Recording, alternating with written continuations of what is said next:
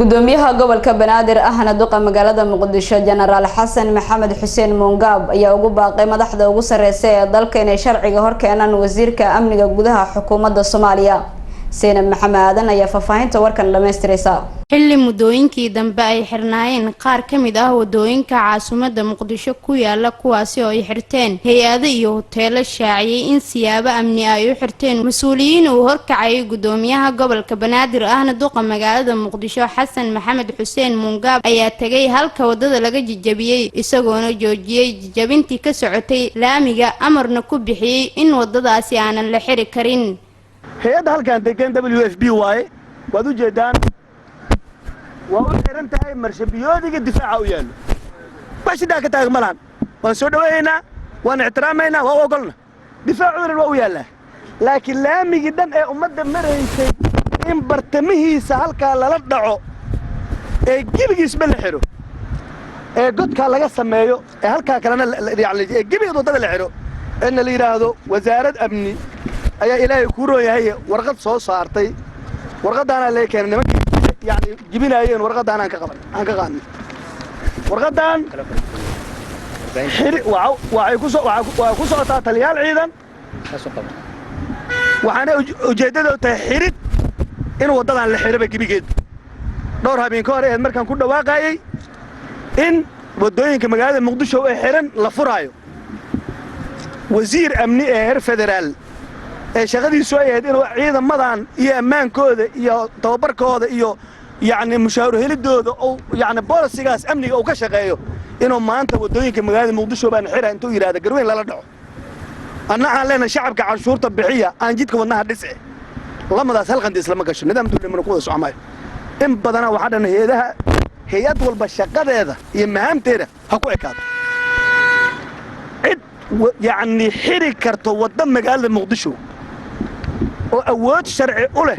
inay wada xirto aan duqa magaalada Muqdisho aan ahayn ma jirto waa inaan sharciga kala dambeyn aan ku dhaqanaa hadii kala fawdo iyo mooryaanimo dalka cid inuu celiso laga aqbalaa ma jirto wadooyinka caasimadda laga dhisay ee nal iyo calan ka taagan yahayna in maanta garweyn lala dhacan cid aan ka aqbalayna ma jirto taytalka doonta wado sharciyana la diigsaynaa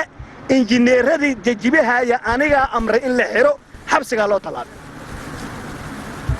gobernatoriyahan hay public order low 1964 soo baxay ana ka mas'uulaha amniga magaaladan in laamiyada la jijibiyana wallahi billahi talaha inaan aqbalano ku shaqeynayno ma aqbalin oo wasiir warqad soo saaro laamiga iyadoo ogolaaday hay'adan waan cadeynaya waa ila soo xiriirtay waan u diiday intaas marshabiyoodigan idin ogolahan iray laami inaad xirtaan ma ogolay wasaaradda la aado warqadana laga soo saaray warqadan haday sharci daro tahay tishka gacmaha la iska tir waxay dhaanta malaha wax u coday sharci dareeyay wax waa in sharci ku qotamaan duqa magaalada Muqdisho ayaa sidoo kale ugu baaqay madaxweynaha jamhuuriyadda federaalka Soomaaliya ra'iisul wasaaraha xukuumadda baarlamaanka gaar ahaan guddiga arrimaha gudaha iyo amniga ee baarlamaanka in ay sharci ku qaadaan wasiirka amniga xukuumadda Soomaaliya oo soo saaray sida uu sheegay warqadii lagu xiri lahaa wadadaasi madaxweynaha jamhuuriyadda ra'iisul wasaaraha guddi baarlamaanka Soomaaliya gaar ahaan guddiga arrimaha gudaha iyo amniga waxaan ugu baaqayaa wasiirka arrimaha amniga inay talaabo ka qaadaan oo caadeystay inuu waxuna shaqo ku lahayn guri dad laga kiciyo guri dad laga dumiyo jid hala jibiyo maanta garweyn oo maraya